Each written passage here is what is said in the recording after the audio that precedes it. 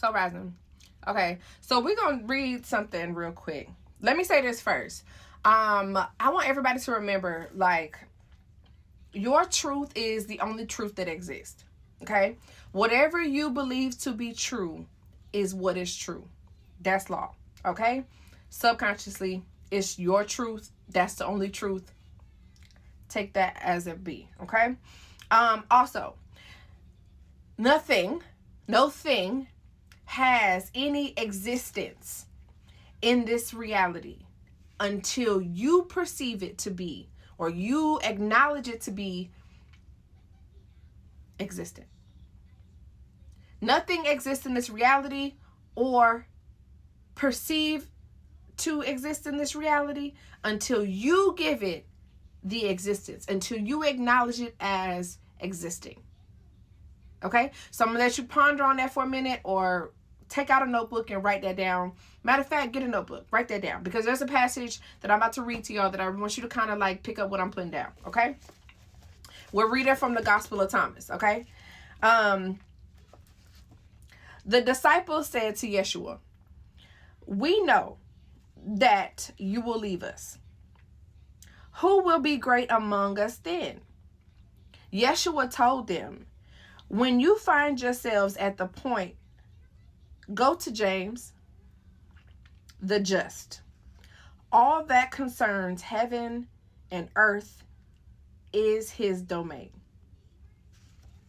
Yeshua said to his disciples, "What am I like to you? What am I like for you? To what would you compare me?" Simon Peter said, "You are like a righteous angel." Matthew said, "You are like a wise philosopher." Thomas said, "Master, my mouth could never utter what you are like."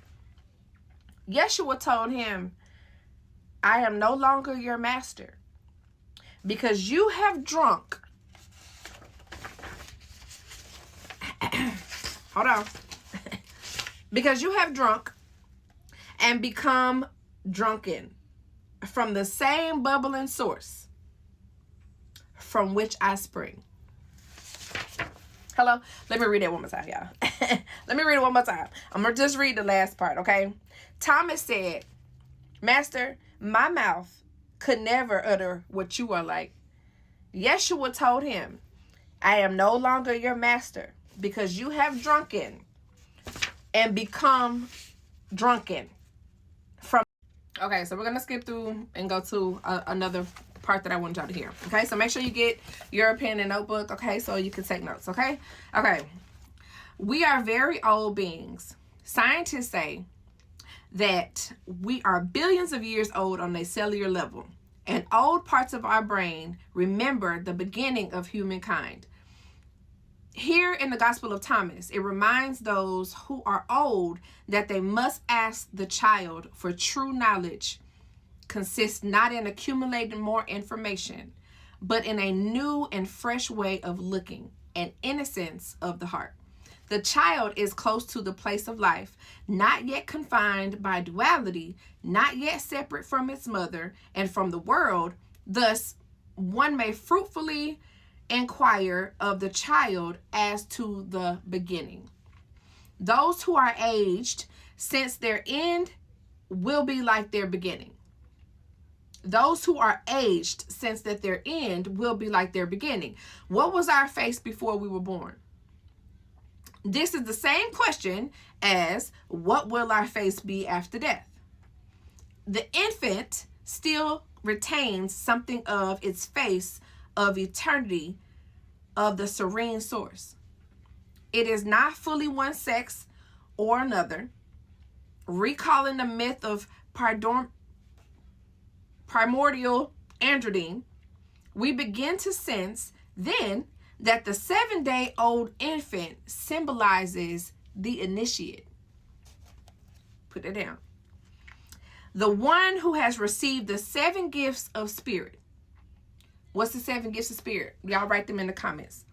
What's the 7 gifts of spirit? Okay? Receive the 7 gifts of spirit. Where am I at? and who has realized in itself the union of opposites, the beginning and the end. The union of opposites, the beginning and the end. 7 days also symbolizes the time allowed for the return to the unconditioned state. This is why the 8th day is chosen for the circumcision ceremony. Hello? When a male child acquires his first sign of membership in a sex, a religion, and a society. Hello? But no matter what our age is, no matter how heavy the weight of our memories, the gospel invites us to remember the divine child within us through the fresh and joyous eyes of the source. Many of the first will make themselves last. Pick up what I'm putting down. The line is akin to the teaching of Lao. I never know how to say this author name. Laotzu. And I think that's who wrote the Taoism. Okay, that's the Taoism. Who wrote the Taoism. If you ever read the Tao, read the Tao. Or even Wayne Dyer, because he speaks a lot in reference to it. Okay, who advocated the art of being useless, not used. Okay, master of this art has no pretense of knowing anything. They simply look, content to be the calm witness of what is.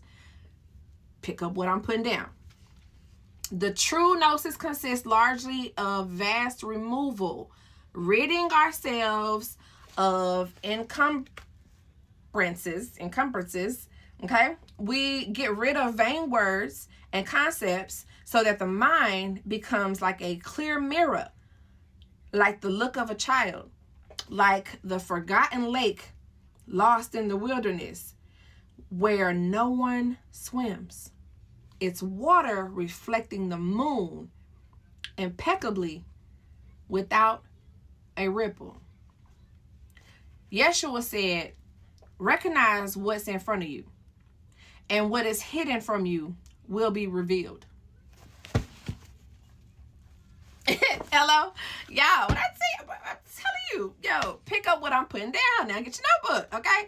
Yeshua said, matter of fact, I'm gonna link the book. We're gonna get the book. Get the book. Yeshua said, recognize what's in front of you, and what is hidden from you will be revealed. There is nothing hidden that will not be revealed. Okay? Write this down. Matthew 4:22, 10:26, Luke 8:17, and 12:2. Okay?